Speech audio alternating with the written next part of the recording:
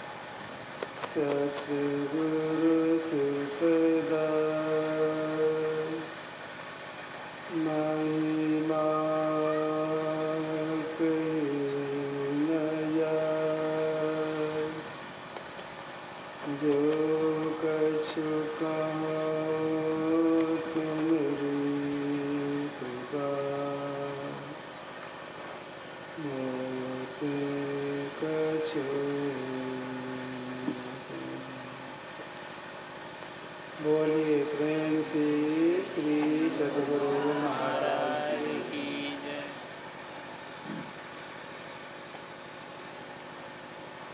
जितनी उपस्थिति है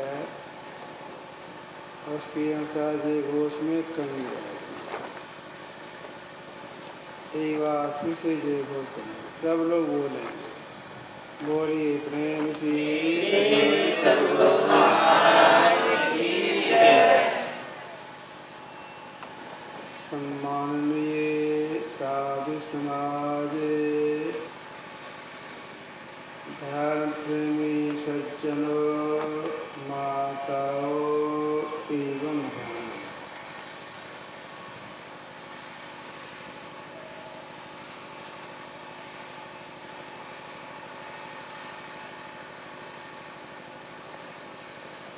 जिस पृथ्वी पर हम लोग वास कर रहे हैं, ऐसी पृथ्वी अगर एक सतह में 15 लाख जमा किया जाए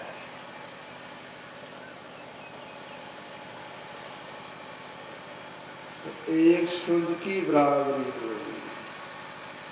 मतलब पृथ्वी से 15 लाख गुना बड़ा सूर्य है। सूर्य को अग्नि का भंडार बताया गया है। अगर सूर्य एकाएक लुप्त हो जाए, इस संसार में चलने वाला प्राणी, नहीं चलने वाला प्राणी, सब के सब नष्ट हो जाएंगे। कोई ऐसा वैज्ञानिक नहीं जो गर्मी पैदा करके इसकी रक्षा करे। सब वैज्ञानिक भी ठंडे पड़ जाएंगे। सूर्य जैसे अनमोल पदार्थ बनाने वाले कौन है? महापुरुषों का कहना है, सूर्य जैसे अनमोल पदार्थ को बनाने वाले परमात्मा है। जितनी भी सृष्टि है, सबके बनाने वाले परमात्मा है। जिन्होंने सारी सृष्टि की है, सारे संसार को बनाया है, संरक्षण कर रहा है, अगर उनका कोई साक्षात्कार करना चाहते हैं, जिससे कि साक्षात्कार करने वाले का आवागमन का समाप्त होता है, तो उन्हें सबसे पहले क्या करना होगा? जिसे हम लोग सत्संगी हैं, अगर आपसे कोई पूछे आप रात में खा पी के सोते हैं, जब जगते हैं तो हमको यह बताइए कि सबसे पहला काज कौन सा किया जाए? पहला काज अगर आप कहेंगे कि सबसे पहला काम यह कीजिए कि आप पानी पीजिए, बगैर कुल्ला किए पानी पीजिए, तो आपका बहुत रोग समाप्त हो जाएगा। इसके बाद सप्ताह लिए, शौच जाइए, फिर अपना और कोई काम कीजिए। पहला काम पानी पीजिए। देखिए, पानी पीने में आपको गिलास लाना पड़ेगा, लोटा लाना पड़ेगा, चापाकल के पास जाना पड़ेगा, अक्सर बर्तन में आप पानी उससे पानी लेना होगा। समय कुछ नहीं लगे। पहला काम कौन सा होना चाहिए? सो बोलिए।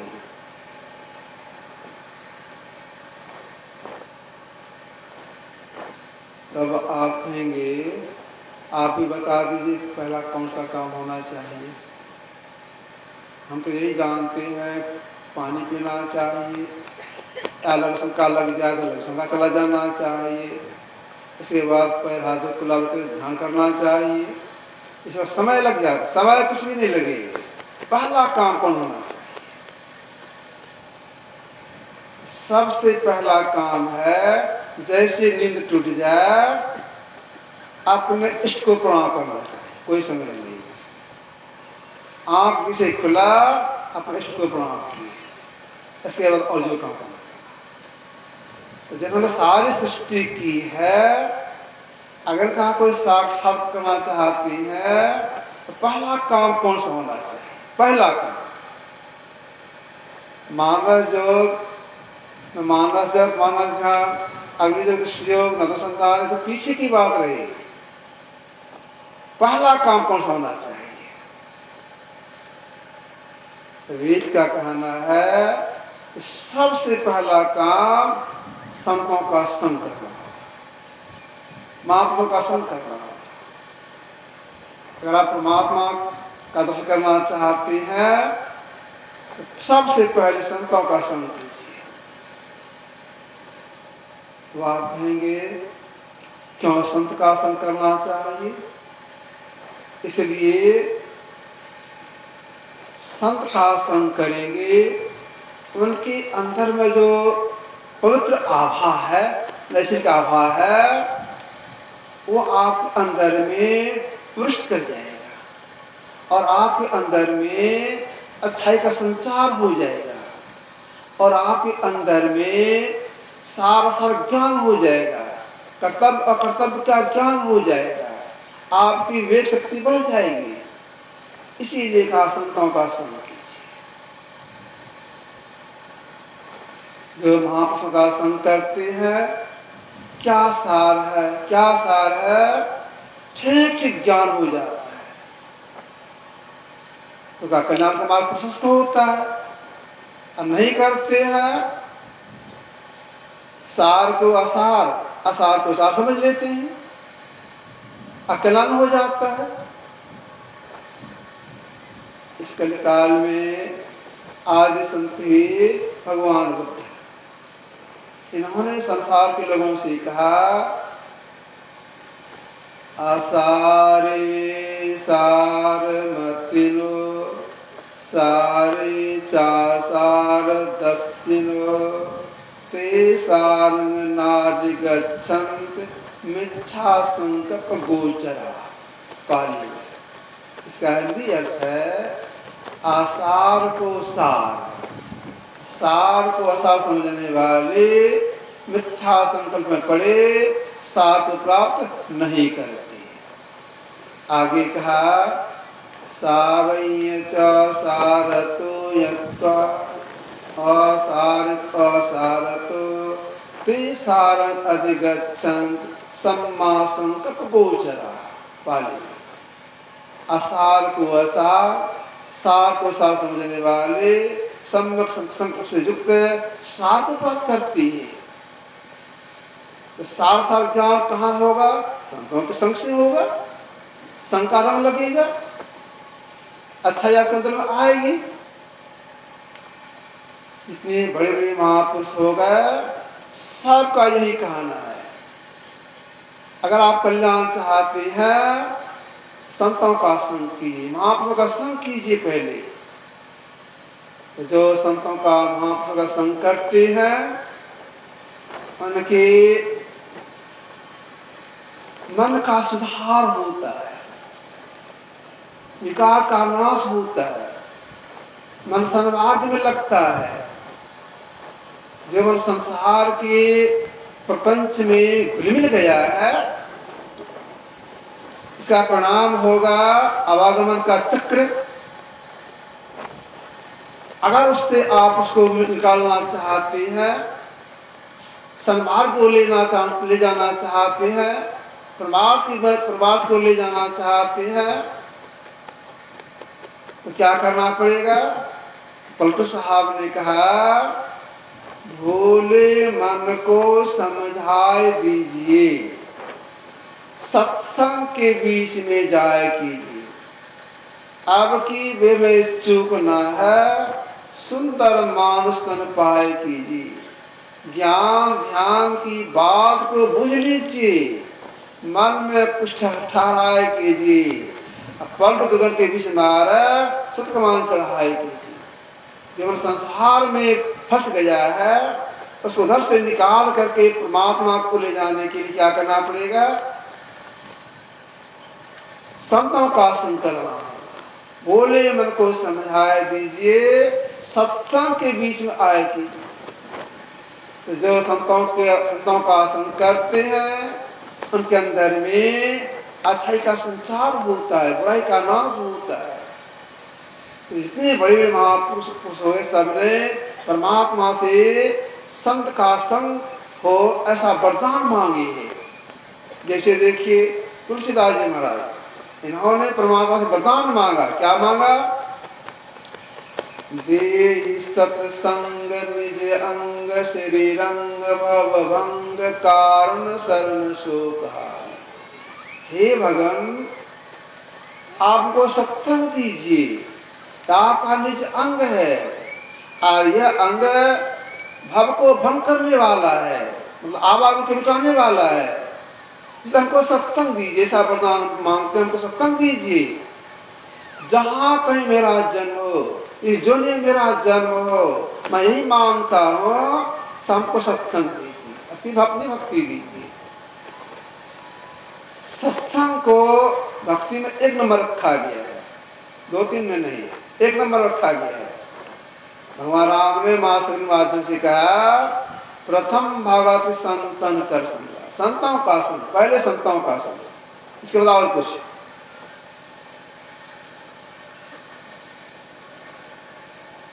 जो महापुरुषों का संग करते हैं, उनके अंदर में अध्यात्म ज्ञान की सही बोध हो जाता है। अध्यात्म ज्ञान में क्या? अध्यात्म ज्ञान में यह है, परम परमात्मा सत्य है और हम उनके अभिन्न अंश हैं, हम भी सत्य हैं, बाकी सब असत्य है। परमात्मा सत्य, हम जीव सत्य, बाकी असत्य। जड़ प्रकृति, चतुर प्रकृति, ये सब के सब असत्य। कहीं बना है, इसका नाश होगा, इसलिए असत्य। हम लोग सिद्धांत पाठ किए हैं, ये प्रकृति द्वय उत्पत्ति लय होए प्रभु की मौज से, ये अजा अनादि स्वयं है, हरि में कहना चाहिए। एक दो प्रकृति, जड़ प्रकृति जिसके 4 भाग हैं, स्थूल, सूक्ष्म, कारण, महाकारण, एक चेतन प्रकृति सुपरा प्रकृति बोलते हैं, ये सबसे उत्पन्न हुई है, इसका नाश होता है। लेकिन हम जीव का किसी कारण नाश नहीं होता है। हम जीव सत्य हैं, परमात्मा में सत्य है। यह सही बोध होता है किनको? जो सत्संग करते हैं, जो सत्संग करते हैं, महापुरुषों का संग करते हैं, जानकारी मिलती है हम परमात्मा के अभिन्न अंश हैं और सत्स्वरूप हैं, लेकिन हमारे ऊपर 3 पर्दा पड़ गया है। और जब तक इस 3 पर्दे के अंतर्गत रहेंगे हमको सिद्धांत करना पड़ेगा और छोड़ना पड़ेगा। तो शरीर का नाश होता जाएगा, लेकिन मेरा नाश नहीं होगा, लेकिन सिद्धांत करना पड़ेगा, इसलिए कि हमारे पर 3 पर्दा पड़ गया है। जो संतों का महापुरुष संकट से जानकारी मिल जाती है, इन 3 पर्दों को कैसे पार किया जाए। पहले संतों का संग करें जानकारी के लिए, प्रेरणा के लिए।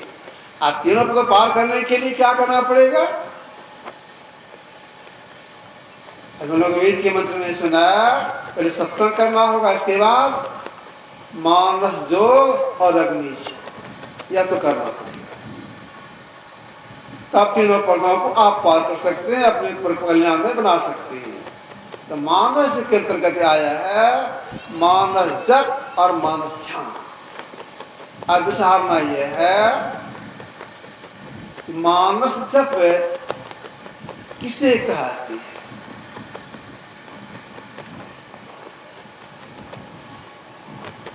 जो मंत्र मन ही मन जपा जाए, कोई मंत्र हो, राम मंत्र हो, शिव मंत्र हो, गुरु मंत्र हो, कोई मंत्र हो, जो मन ही मन जपा जाए। किस तरह से? मुंह के भीतर में जिभ्या हिलडोले नहीं, ठोर पटपट नहीं करे, मन ही मन मंत्रावृत्ति हो, इसको महापुरुषों ने कहा मानस जप। यह सब जपों का राजा है। तो मानस जप ठीक ठीक कैसे किया जाए? ऐसे तो लोग आंख बंद करते हैं, मुंह को बंद कर लेते हैं, जपना शुरू करते हैं, मन भाग तो उल्टा जप लगाती है, फिर मन भाग तो उल्टा जप लगाती है, इधर ख्याल चलाता है दूसरा लौटा जप लगाती है। यह सही तरीका नहीं है। सही तरीका से अगर जप करेंगे, हृदय शुद्धि होगी, जपाशुद्धि प्राप्त होगी, और अंदर चलने प्रारंभ हो जाएगा। अब आप कहेंगे हम तो यही करते हैं, आंख बंद कर लेते हैं, मुंह को बंद कर लेते हैं और मने में जपते हैं। जब मने में जपते हैं ठीक है, जब कभी सही कला जानते हैं, जब सही कला से जप नहीं करेंगे हृदय शुद्धि ठीक नहीं होगी, हृदय शुद्धि नहीं होगी, जपाशुद्धि प्राप्त नहीं होगी, अंदर सिमटा नहीं होगा, कुछ अनुभूति नहीं होगी। जब करीब सही कला क्या है? एक कोटि के महापुरुष हो गए तुलसी साहब, हाथरस में हुई थी। जब ये संत बन गए तब इन्होंने जब पर सही कला किया, इसके संबंध में कहा। क्या कहा तुलसी साहब ने? धरि गगन डोरी अपूर परख, पकड़ पट पीयू करे। धारी गगन डोर अपूर पकड़ने से मतलब है सार शब्द की परख। सार शब्द का केंद्र परमात्मा, ऊपर से नीचे बेरुख आ रहा है। अगर इसको कोई पकड़ लेते हैं, उनकी आतिश खुल जाती है, उनका कल्याण हो जाता है। अंतिम साधना है। प्रारंभिक साधना क्या है? एक नाम का जप। एक नाम का जप कैसे किया जाए? जब सही कला क्या है? इसी कड़ी में तो साहब ने बताया पकड़ी पट पीयू करे। पकड़ से मतलब देखना, पट मने पर्दा, तो मतलब जब करना। आंख बंद करते हैं घोर अंधकार, यह पहला पर्दा है, पट है। इसको देख स्वाभाविक से देखते रहेंगे और जो मंत्र को बता दिए हैं उसी मंत्र को जपेंगे। मन भाग जा लटक जप लगाएंगे, मन भाग जप लटक जप लगा देंगे, लेकिन ख्याल कहाँ रहे? अंधकार में। अंधकार को देखते रहना है, जप करते रहना है। यही जप करने की सही कला है। इस कला से जो जप करते हैं तो जपते जपते हृदय शुद्धि होती है, जपा सिद्धि प्राप्त हो जाती है। जपा सिद्धि में क्या होता है? जपा सिद्धि में जितने दीप और देवियां हैं सबके अंदर में उनके बस हो जाती हैं। देवाधीन जगत सर्वम मंत्राधीनस्य देवता, सारा संसार देवाधीन है और वे देव मंत्र के अधीन है। इसीलिए महापुरुषों ने कहा जप कीजिए, खूब जप कीजिए, उठते बैठते चलते फिरते हमेशा जप करते रहिए। और जब बैठिए खास कर जप करने के ख्याल से आंख बंद मुंह बंद कर लीजिए, अंधकार को अंधकार को 100% देखते हुए जप करते रहिए। अगर जप करने के समय में मन में आनंद का तरंग आ जाए तो यह बात किसी के सामने बोलिए नहीं। जब करने में जब हृदय शुद्धि होती है, मन आनंद का तरंग उठता है, लगता है हमको कुछ होगा कुछ होगा। अच्छा, अब दूसरे स्थिति में फिर बैठेंगे, ऐसे बीच में जब उठे कह दे किसी को ऐसा लग रहा था तो हमारी समाप्त हो जाएगी। किसी के पास नहीं बोलना चाहिए, हमारी समाप्त हो जाता है, हमारी समाप्त हो जाती है। तो जपते जपते शुद्धि होती है और उसी शुद्धि में जीव का चलना प्रारंभ होता है। किधर चलना प्रारंभ होता है? जिधर चल करके यह जीव परमात्मा से एक में होगा उस ओर चलना प्रारंभ हो जाता है। तो उतारी परियोत्तम माय पीवनी शब्द में एते परियो दूर चलो इस शब्द में। हम जी पहले कहाँ थे? परमात्मा में थे, परमात्मा थे, एक जीव सृष्टि हो गई, निज शब्द से आ गए शब्द में, शब्द से प्रकाश में, प्रकाश अंधकार में फंस गए हैं, आंख बंद कर घोर अंधकार। अब यहां अंधकार से लौटना है। कैसे लौटेंगे? जिस आयु से तरफ लौटना है, उलटी पास लो पैरो पकड़ो पसरा ना बटो। तो लौटने के लिए यही आधार क्या बनता है? एक नाम का जप। एक नाम के जप करने से अंदर चलना प्रारंभ हो जाता है और उसी चलने में कुछ अनुभूति भी होती है, जपासिद्धि प्राप्त होती है। इसीलिए महापुरुषों ने कहा पहले जप योग कीजिए, मानस जप कीजिए, मानस जप कीजिए, मन में खूब जप कीजिए। अगर जप करने में कुछ संदेह हो जाए, क्या जाने यह मंत्र है कि नहीं है, यह मंत्र है कि नहीं है, अगर संदेह उत्पन्न हो जाए तो यह संदेह जप नहीं करने देगा। तब क्या करना चाहिए? तो जिनसे मंत्र सीखे हैं या जो सिखाने वाले हैं उनके पास जाएं और संकोच छोड़ के पूछ लें या जब मंत्र जपता हो ठीक है या गलत है, या आपको बता देंगे यह बात गलत है या ठीक है। तो मंत्र को ठीक से जप कर सीख करके जपना चाहिए। मंत्र बड़ा हो या छोटा हो अंतर नहीं पड़ता है, जपने का महत्व है। जैसे देखिए गायत्री मंत्र लंबा है, अगर कोई गायत्री मंत्र को ठीक से जपती है उनके अंदर सिमटा हो जाता है। गुरु मंत्र बहुत छोटा है, जपेंगे इसमें सिमटा हो जाएगा। जपने का महत्व है, लगातार जप करते रहना चाहिए। जब कैसा हो? अटूट तल धारावत, मतलब जब टूटे नहीं। जब करने समय में यह ख्याल न आने पावे हमसे जप होता है, अगर यह बात आगे हमसे जप होता है टूट हो गई, यह ख्याल न आने पावे लगातार होता रहे। जो लगातार जप करते रहते, खूब जप करते रहते हैं, तो जपते जपते अपने अंश के अंदर में विशेष अनुभूति हो जाती है। क्या विशेष अनुभूति हो जाती है? एक कोटि के महापुरुष हो गए, गोरखनाथ जी महाराज, महायोगी गोरखनाथ जी महाराज, इन्होंने अपनी वाणी में कहा है 600 सहस्र 2100 जाप अनहद उपजय आपे आप। क्या कहा? 600 सहस्र 2100 जाप अनहद उपजय आपे आप। 24 घंटे में एक दिन रात में 21,006 श्वास हम लोगों का चलता है। एक दिन रात में कितना श्वास चलता है? 21,600। अगर कोई व्यक्ति प्रत्येक श्वास में बगैर हिंडोल किए जब कर लेंगे, एक श्वास में छूट नहीं पाओगे। कितना श्वास चलता है? 21,600। 24 घंटे उसको जपेंगे, लगातार जपते रहेंगे, तब उनके लिए कहा उनके अंदर में आनंदनाथ की प्राप्ति हो जाएगी। अनाथ बहुत रंग शब्द जो मानस जप करते हैं, मानसान करते हैं, जिसको करते हैं, क्रम सही करते हैं, जिसको की सफलता में आनंदनाथ की प्राप्ति होती है। बहुत समय लगा। अगर कोई मानस ध्यान नहीं करके, जिसको नहीं करके केवल जप ही करेंगे,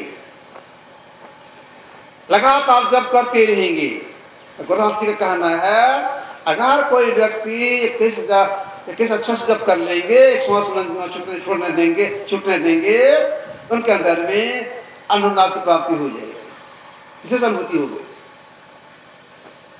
एक श्वास में छूटने पाएगा, तो जप करने से विशेष अनुभूति हो जाती है। हम लोगों को प्रयास यह रहे, उठते बैठते चलते जप करने का प्रयास करते हैं। यह अंतर साधना का नींव है, इसको मजबूत कर लेना है। जप करने से अगर आप अपने को नींव मजबूत कर लेंगे, आगे साधना की सरलता आ जाएगी। मतलब तब आपसे मानस होगा, जिस योग होगा तो साधना होगी। अगर जप में ढीला ढाला रखेंगे, थोड़ा जप किए जब सब करने लग गए, जब ताकने लग गए, तब आगे साधना सरलता नहीं आएगी।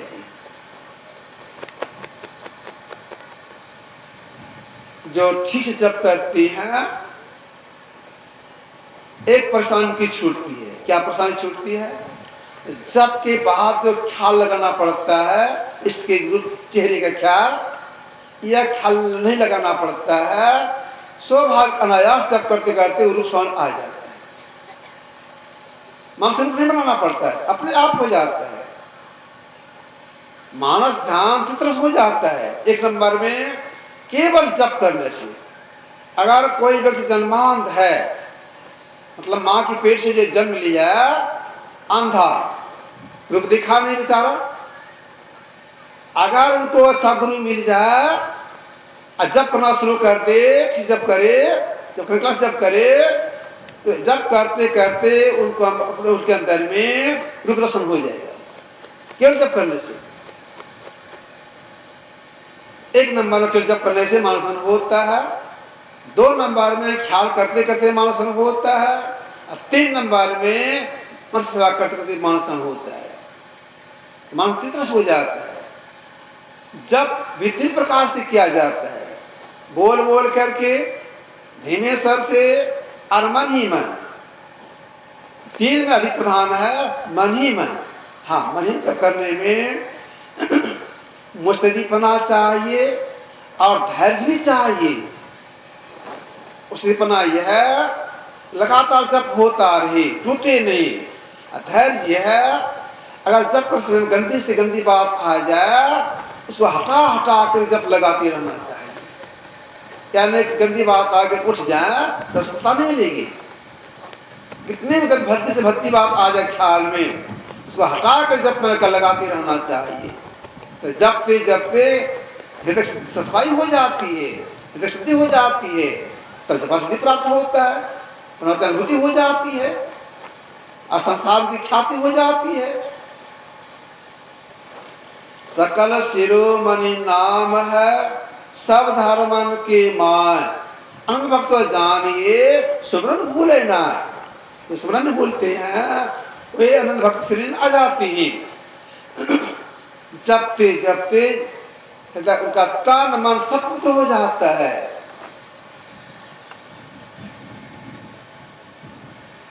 गुरु जो एक मंत्र बता दिए हैं, इस मंत्र को जपिए, उस मंत्र का कोई कीमत नहीं लगा सकते, कितना कीमत हुआ है। कबीर साहब ने कहा, एक शब्द शिष्य को जो गुरुदेव बताए, धातु द्रव नहीं जो देकर ऋण उतराए। ऐसा क्यों कहा? इसलिए जप करने से परमात्मा अनुभूति होती है, हमारी संपत्ति से अनुभूति प्राप्त नहीं होगी, जप करने से अनुभूति प्राप्त होगी। जप करने से वाक सिद्धि हो जाती है, वाक सिद्धि से जो भीतर में जो कुछ कह देती है वो हो जाता है। एक बात मैं सुनाता हूं आपको।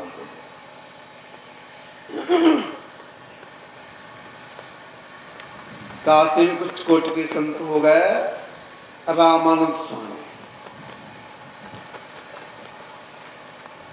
अपने शिष्यों से बोले कि मैं तीर्थ करने के लिए जा रहा हूं, फिर आऊंगा, तुम लोग इस काम को ऐसे करते रहना।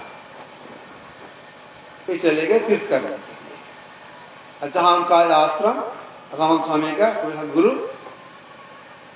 थोड़ी दूर पर 2-3 किलोमीटर के अंदर ही एक भक्त रहती थी, गरीब नहीं, सेठ जी थे, बड़ी अमीर आदमी थे। आश्रम आते जाते रहते थे, आश्रम को मदद भी करते थे, लेकिन उनको एक ही बेटा था।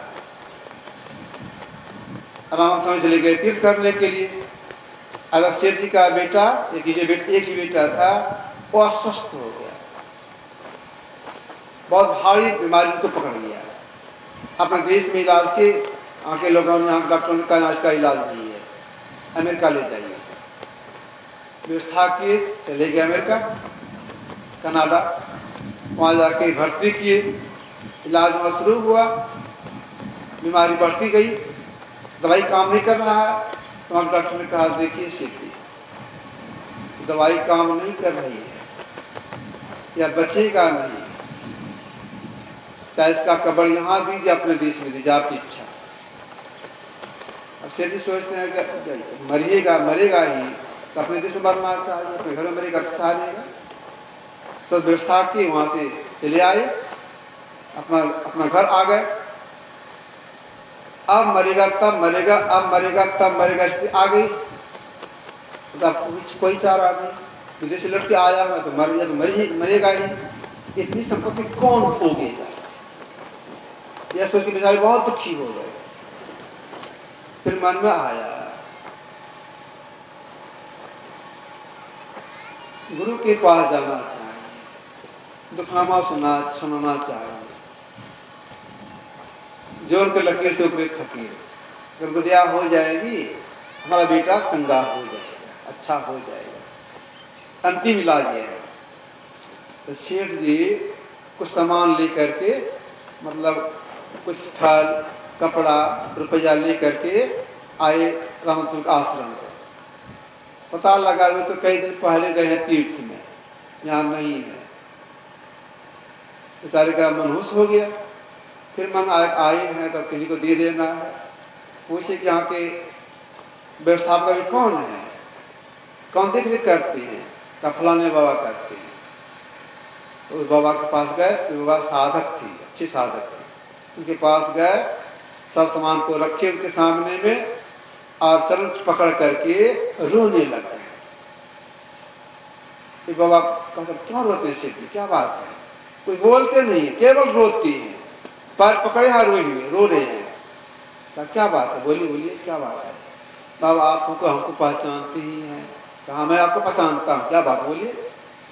आप यह भी जानते हमको एक ही बेटा है? हाँ यह भी हम जानते हैं। क्या हो गया? बीमार हो गया है, बीमार पड़ गया है, अमेरिका से लौट के आया है, दवाई काम नहीं कर रहा है, आए थे गुरु महाराज के आशीर्वाद के लिए। कोई तो तीर्थ में गए हैं, आप उनके जगह पर हैं, बाबा दया कीजिए बाबा, इतनी संपत्ति कौन भोगेगा? फिर रोने लग गए।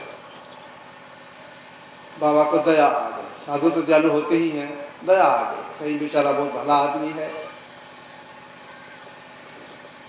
बेटा मर जाएगा, मन में दुख हो जाएगा, आश्रम में मदद नहीं करिएगा, उनका जीवन दुखी हो जाएगा। तो बाबा जी बोले, अच्छा सेठ जी मेरे पैर को छोड़िए, तो छोड़ दिए पैर को, बगल में बैठे गए। फिर बाबा क्या किए, आंख बंद कर लिए, मुंह को बंद कर लिए, अब कुछ देर बैठी गए, बट कुछ करते थे भीतर में, आंख बंद करके करते थे, कुछ किए भीतर भीतर। इसके बाद तब बोले आंख खोलते हुए, सेठ जी अब अपना घर जाइए, मैं आशीर्वाद कर दिया, मैं आशीर्वाद कर दिया, अब जाइए घर।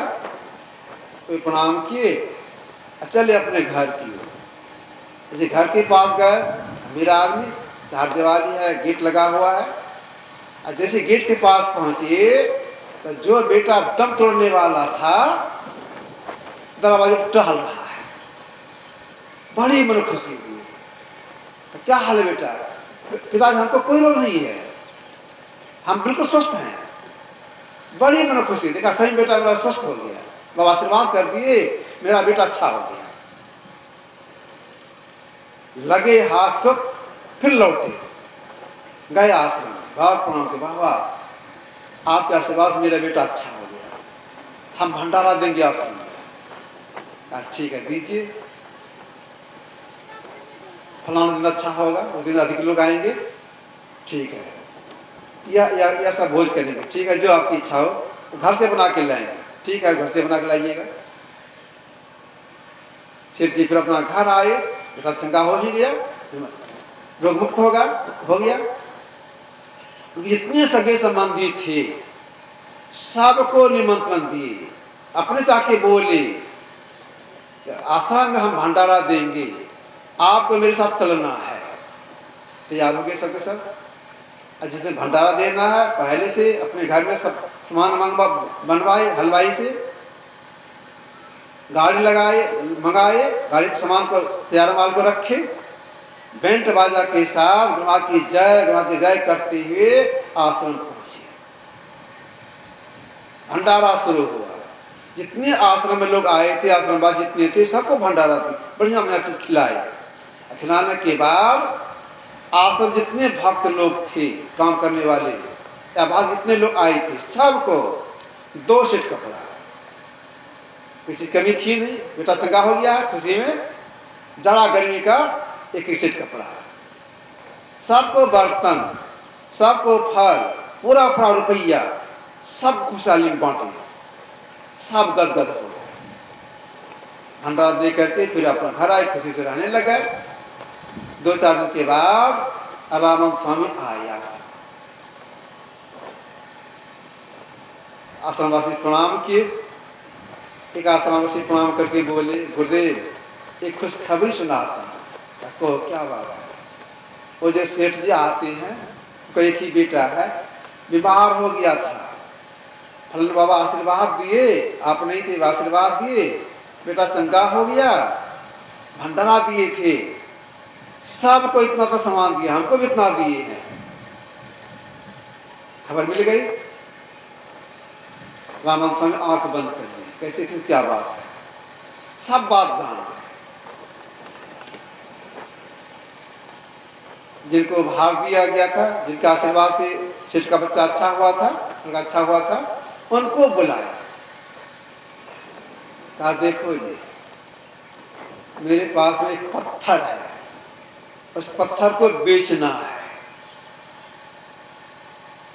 ठीक है दीजिए, हम बेच के ला देते हैं। वो तेज भी थे, लाइए पत्थर, हम तो बेच के ला देते हैं। तो राम से अपने कमरे में गए, एक पुड़िया में निकाल के लाए, कागज पुड़िया में, छोटा सा पत्थर गोले सा था, लाल ऐसा चमक रहा था, कहा तो इस पत्थर बेचना है, लाई हम बेच कर तो ला देते हैं।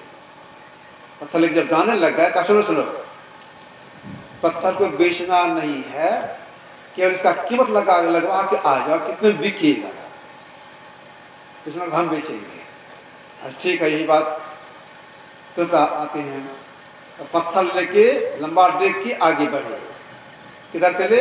हाट की ओर चले। संजोग से प्रारंभ में एक बूढ़ी माई एक डलिया में साग लेके बैठी थी। तो उनके नजर से पूछें, यार लेगी? जब बेचते कुछ लेती भी होगी। तो गए उनके पास, क्या बूढ़ी माँ पत्थर बेचना है, लेगी? तो माई कहते, लाओ तो पत्थर कैसा है? तो ले ले अपने हाथ में। पत्थर तो है बहुत अच्छा, लाल सा है, बच्चा खेलेगा। अगर तुमको बेचना है हम एक सिर साग देंगे, इसका बेसी नहीं देंगे। देना तो दो। अच्छा लाइए, आते हैं घूम करके। बूढ़ी माँ के हाथ से पत्थर ले लिए, आगे बढ़े। आगे था हलवाई का दुकान, उनके यहाँ गए। कहा, भाई साहब हमको पत्थर बेचना है। देखें तो ले ली हलवाई। पत्थर तो ठीक है, चमक रहा है, कोई किस काम में आएगा, एक सिर मिठाई देंगे। अच्छा लाइए, हम आते हैं करके। उनसे पत्थर ले ले आगे बढ़े। आगे था सोना चांदी का दुकान। अब उनको जाकर पूछेंगे। संजोग से उसके यहाँ राजजोहरी आके बैठी थी। कोई काम था राजजोहरी को, सोना चांदी की दुकान है, कोई काम से आए थे, वो बैठी थी। एक बाबा गए तो दुकानदार उनसे बोलते हैं, हमको पत्थर बेचना है।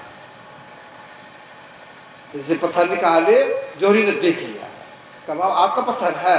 तो नहीं, मेरा पत्थर नहीं है, गुरु जी का पत्थर है। बेचना है स्वामी जी को? हाँ बेचना है। क्या पत्थर?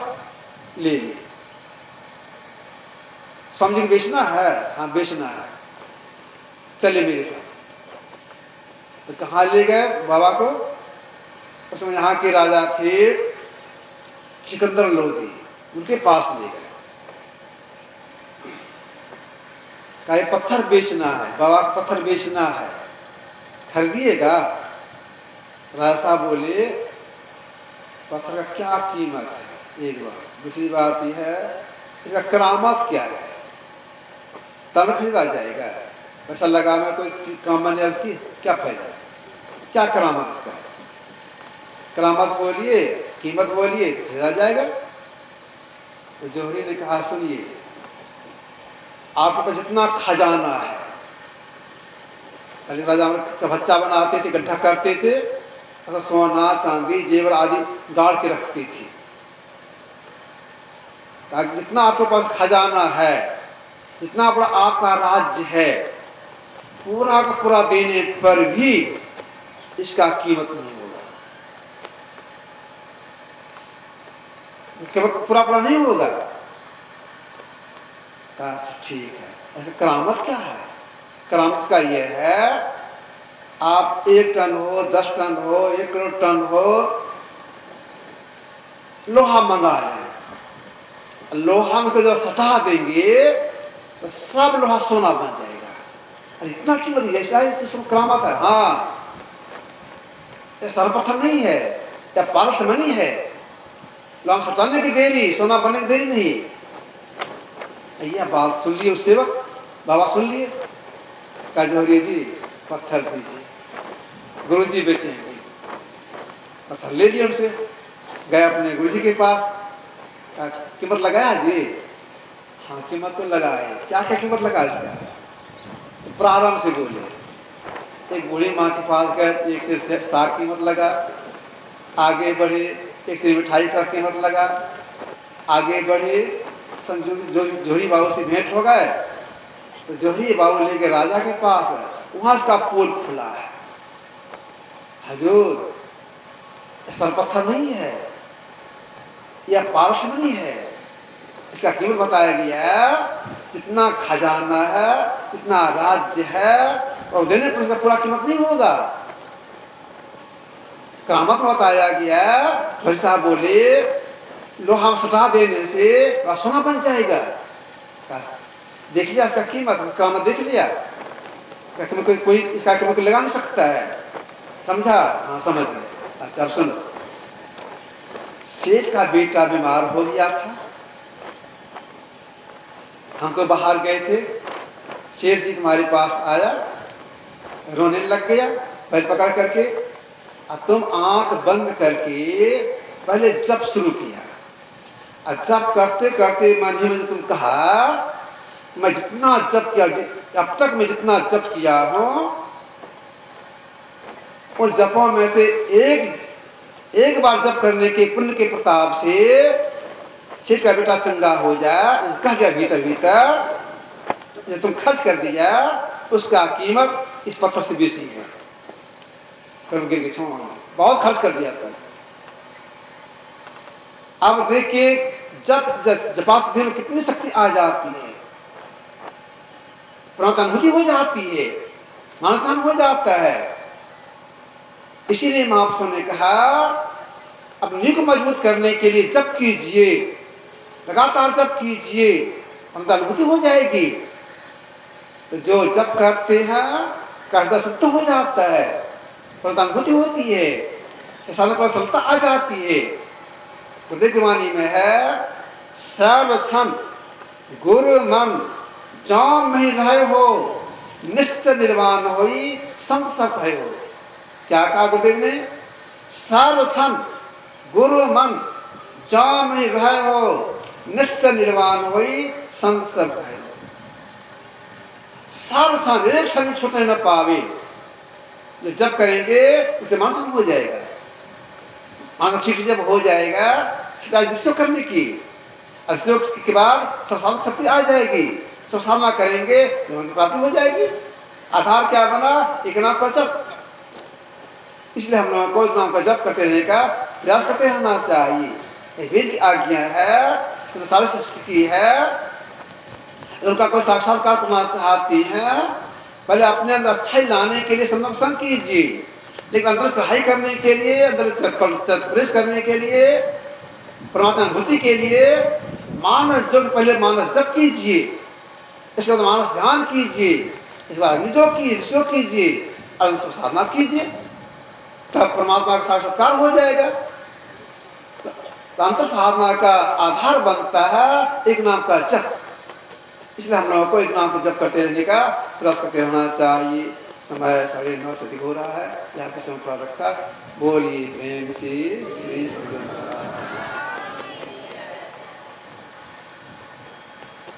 आरती करेंगे।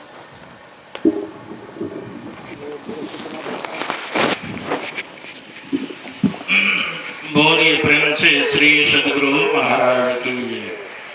विशेष सूचना है कि अपराह्नकालीन सत्संग